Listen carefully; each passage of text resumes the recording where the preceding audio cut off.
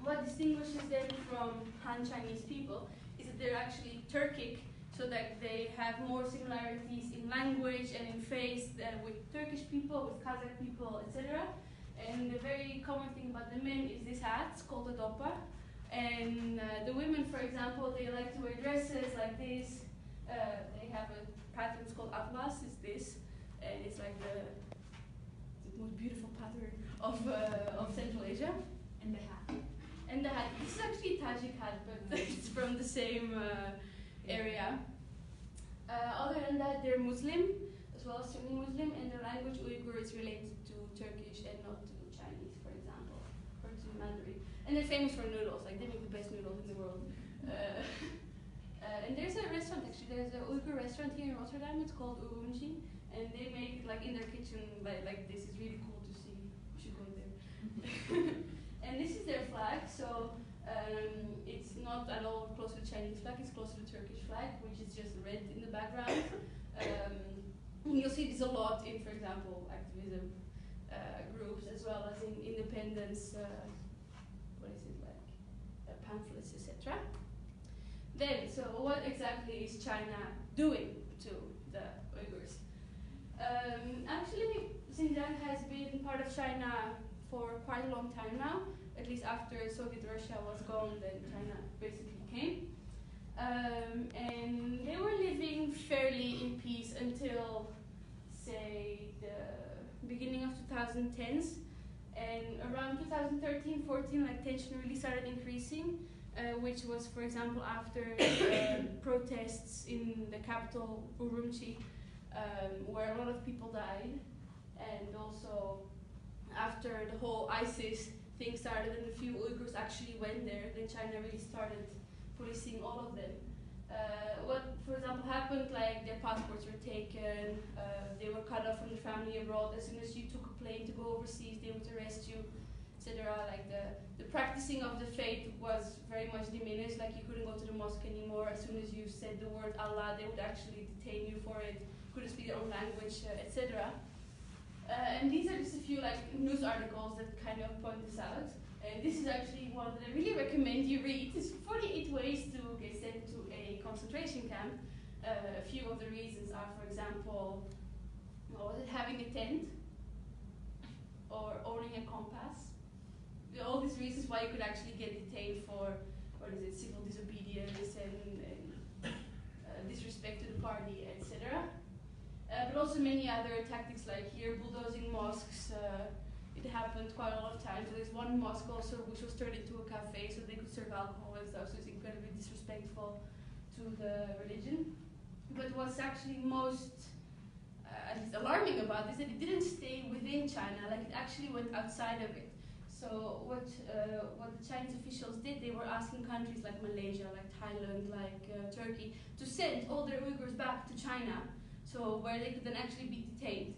And this happened, so people were actually just repatriating many of them, and only after some time did people realize what the policy behind this was, and they started, they stopped doing that. But then last year, even Germany still sent back some Uyghurs, which is problematic.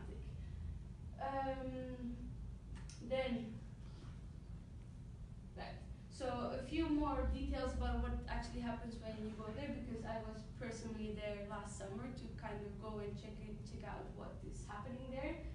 And for example, this was an article from Radio Free Asia, which says that Han Chinese in Xinjiang have to buy riot control gear, which is really true. Like every house, every hostel, every restaurant, you go inside, they would have this table with a helmet, and like a big bat, and a huge shield, just for in case some Uyghur would like walk inside or something. So it was incredibly tense situation.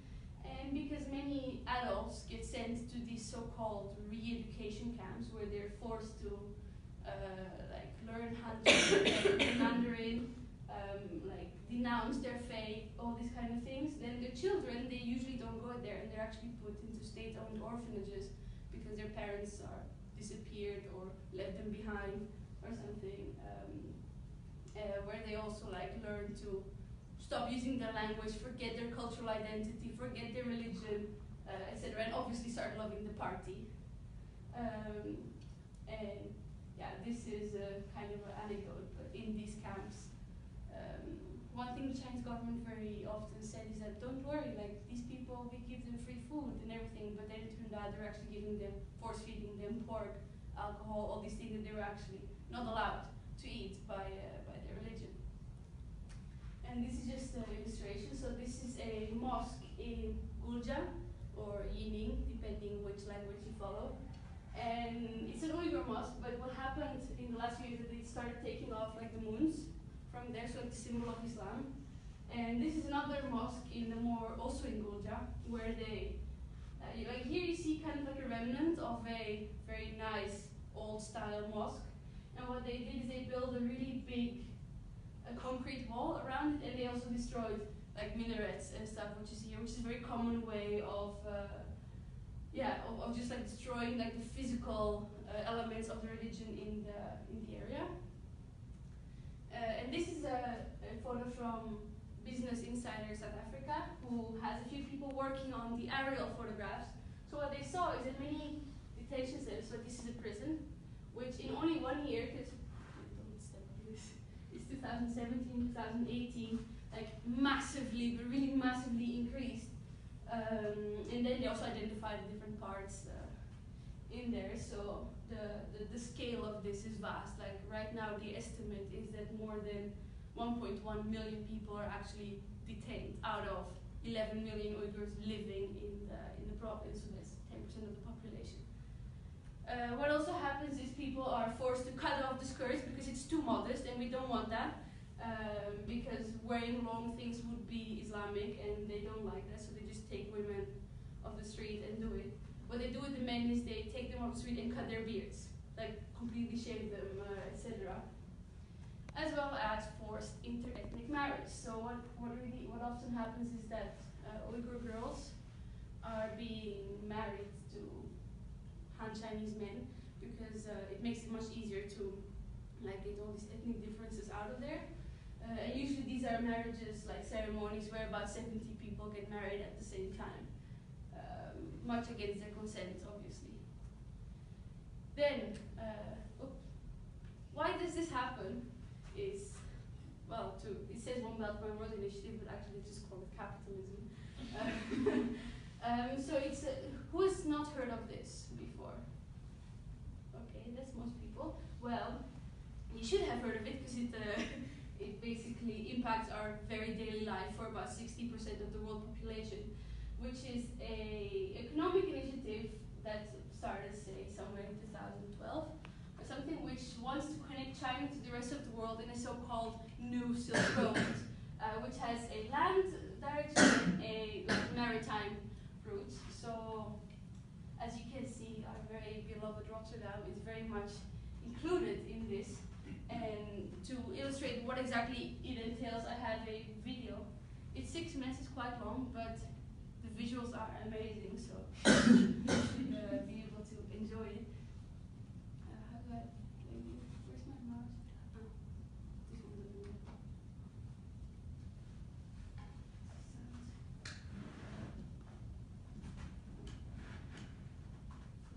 Where's sound? I think, yeah, on that monitor you should be able to turn it on. Well, it doesn't work. Do you check your computer stuff? Yeah.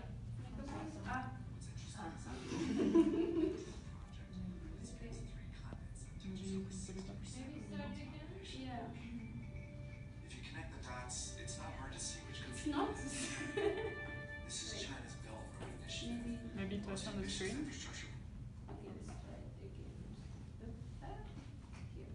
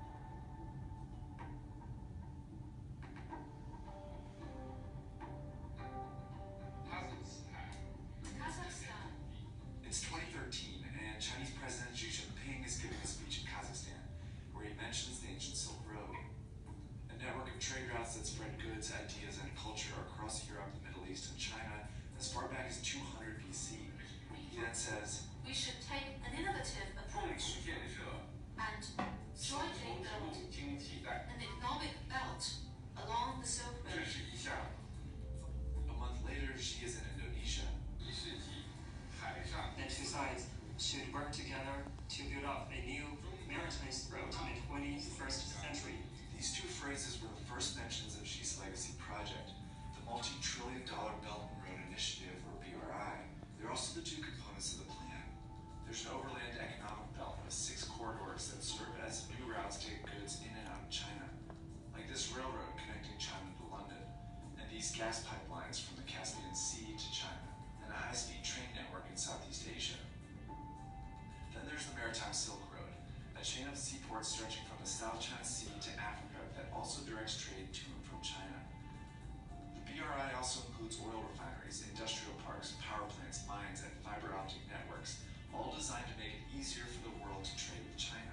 So far, over 60 countries have reportedly signed agreements for these projects, and the list is growing because China promotes it as a win-win for everyone. Take, for example, the BRI's flagship project, Pakistan.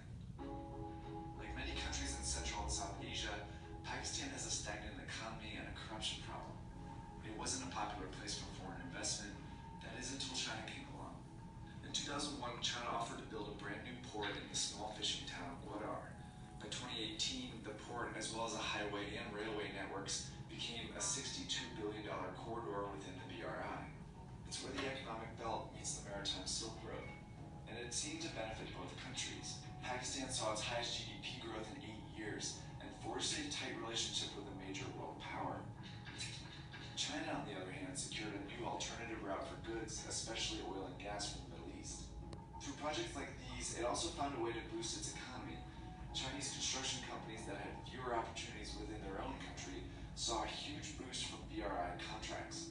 7 out of the 10 biggest construction firms in the world are now Chinese. What tips the balance in China's favor even more is a requirement that it be involved in building these projects. In Pakistan, for example, Chinese workers have directly built projects like this highway here, and a Chinese firm has worked with locals on a railway here in Serbia. China's involvement is one of its very few demands, and that's set these deals apart so far. See, typically, to get investment from the West, countries have to meet strict ethical standards. But China's offered billions of dollars, mostly in loans, with far fewer conditions. So it's no surprise the BRI has been a big hit with the less democratic countries in the region. China has signed agreements with authoritarian governments, military regimes, and some of the most corrupt countries in the world. It's even affiliated with Afghanistan, Ukraine, Yemen, and Iraq, all currently splintered by conflict. Because of China's willingness to loan money to unreliable countries, many experts have called the BRI a risky plan. Eventually, these countries will have to pay China back, but corruption and conflict make that payback unlikely. A recent report found that many of the countries indebted to China are very vulnerable, including 8 that are at high risk of being unable to pay. So why does China keep lending? Because there's more to the BRI than just economics. In Sri Lanka, China loaned about $1.5 billion for a new deepwater port. It was a key stop on the Maritime Silk Road. By 2017, it was clear Sri Lanka couldn't pay back the loan, so instead they gave China control of the port as part of a 99-year lease. China also controls the strategic port in Pakistan, where it has a 40-year lease. It's pushing for a similar agreement in Myanmar, and it just opened an actual Chinese naval base in Djibouti. These are all signs of what's been called the string of pearls theory. It predicts that China is trying to establish a string of naval bases in the Indian Ocean that will allow it to station ships and guard shipping routes that move through the region. So while China's not getting its money back, it's still achieving some very important strategic goals.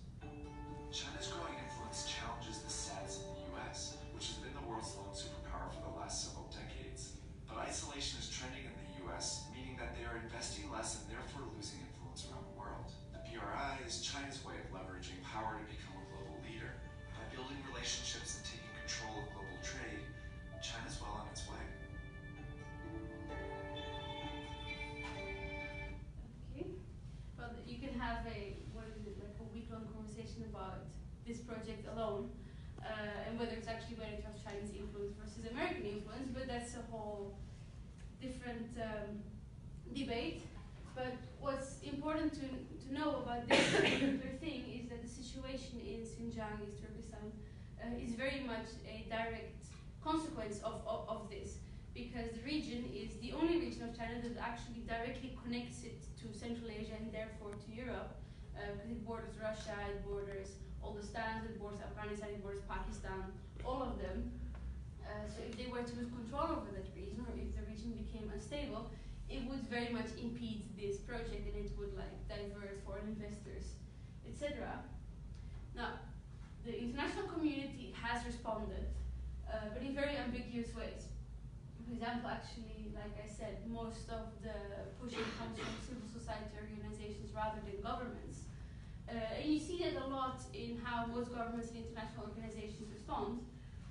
For example, Erdogan is actually one of the first global leaders who has openly said that he thinks this is absolutely disgusting, etc. But at the same time, Turkey also has quite a sizable Uyghur population, so it's maybe not that surprising. But actually, by now the UN has responded to it, so maybe they should change to UN has responded. But at the same time, for example, this is an article I saw just yesterday or 2 days ago. The Egmont Institute is a leading Belgian think tank, and it's very much connected to our Ministry of Defense. And they actually said that the European Union and Belgium should not take sides in this, what they call a fight between the US and China, because US has openly condemned this practice, the Uyghur human rights crisis. But in the article, basically what's saying is that we should choose for China because they are so pragmatic and not ideology driven, like for example Russia was back in the days, even though clearly they are.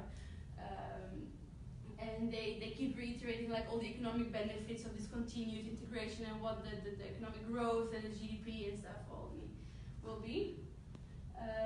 More than that, like this is a good example of it, like Italy actually has just signed a big trade agreement with China. And most outrage actually, because the Muslim community is very much involved with this, and there's a lot of outrage from them.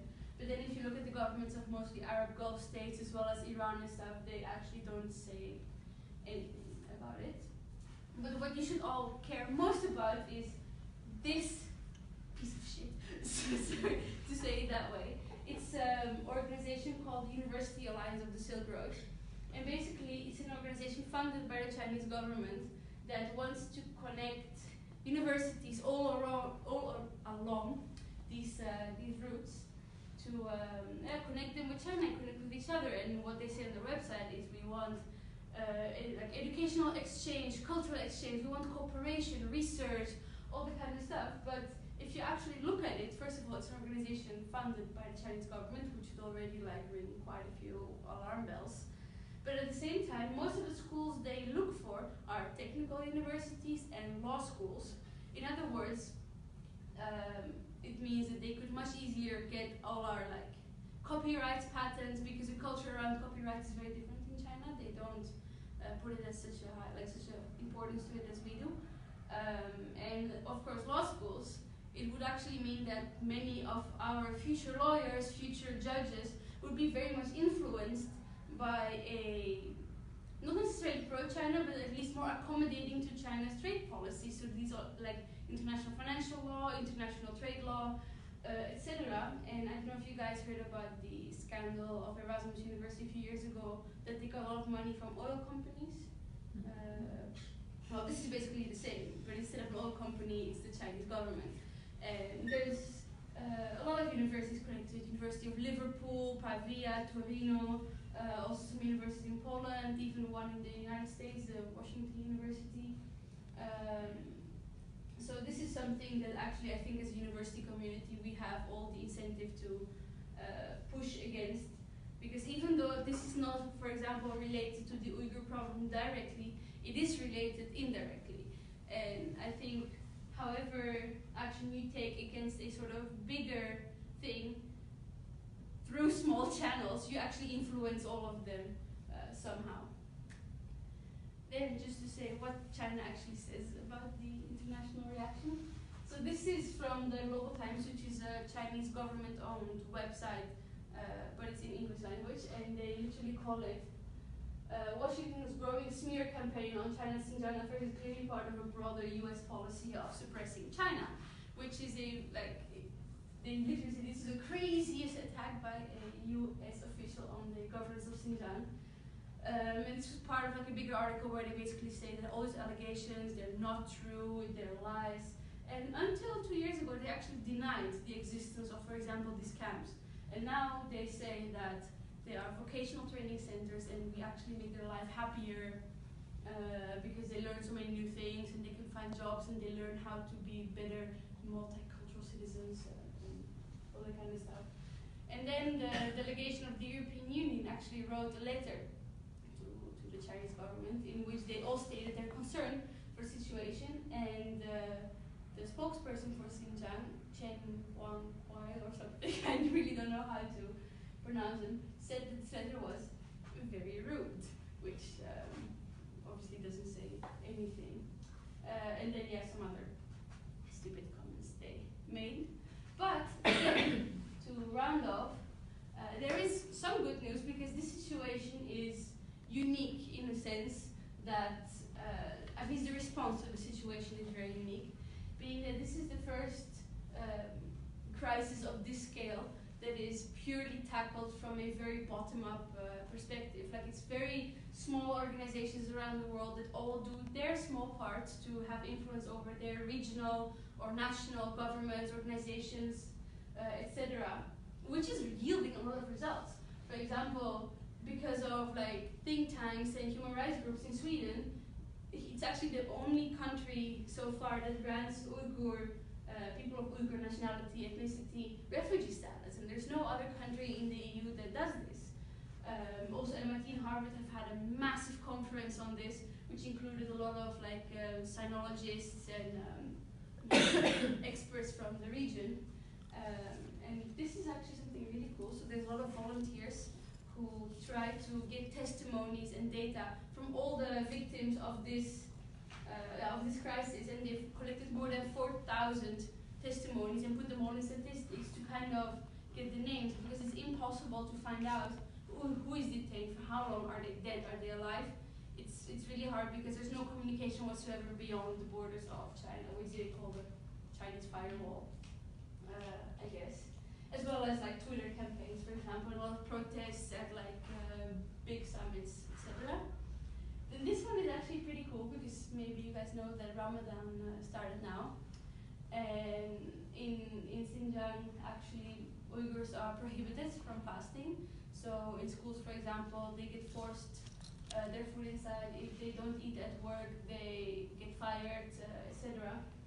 So they started a worldwide campaign being, let's just not only fast from food, let's also fast from China. Let's not buy Chinese products anymore. Like some kind of boycott campaign, which I personally think is one of the most effective ways, because as we have seen in the One Belt One Road initiative, this is purely economics, like an economic problem, because if it weren't for all this like integration of the regions and more free trade, then this would have probably never happened, or at least not on this scale.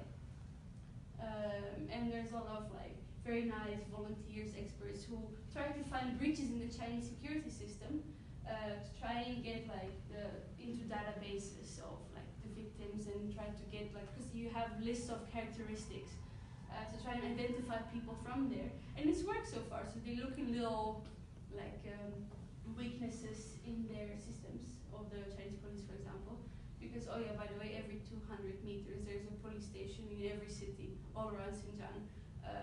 So you really can't escape them.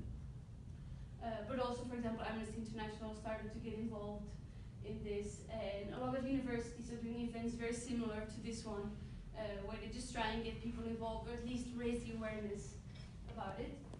And this is my favorite one. This is a good friend of mine. Her name is Inti. She is Uyghur but lives in Australia, and she started a very peaceful campaign, being that she started selling t-shirts like this with Atlas. It's the print on it, to kind of just raise awareness, and all the money that she would raise from there would actually go to refugees from Xinjiang in Australia to cover their lawyer costs, to make sure that they perhaps can reunite their family, etc. Okay. Then who looks my long talk? So I thought before we actually go into a break to eat pizza, I would have Abdulrahim talk a little bit about what he does in Amsterdam, where you can obviously visit him every weekend. But maybe before he starts, if you guys have any questions, or maybe it's overwhelming, I don't know, I tend to talk fast. Questions, remarks? Yeah, so So what is like the ratio of like in Xinjiang? What's the ratio of Han Chinese to its Uyghurs, right? Like Yeah, that's actually, in the beginning, so let's say until 20 years ago, it was very much Uyghur dominated, together with like Kazakh and some other minorities.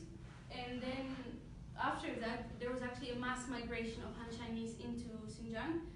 For example, the capital Urumqi, it was very much a Uyghur city, and now it's about 50-50. Actually, I think right by now, also because of the detention, Uyghurs became a minority in there. So it's very much like promoted from Beijing to move there and start building like the construction of Urumqi is insane. You have all these skyscrapers everywhere. It became so massive.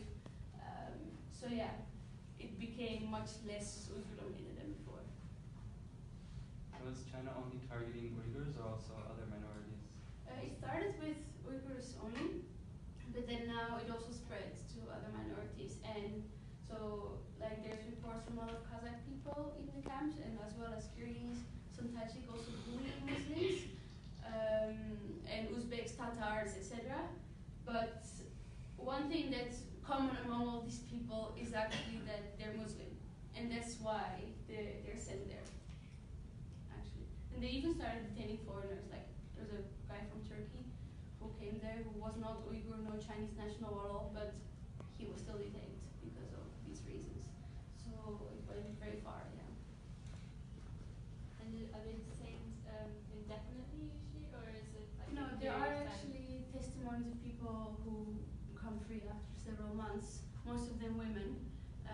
And actually I want to give like a list of a few websites to visit, because there's a few really nice victim testimony websites where they actually made documentaries about it, as well as like data collection about where the camps are, how big they became over time. Like, documentation of that is actually really good. And there's a few testimonies of people who came free.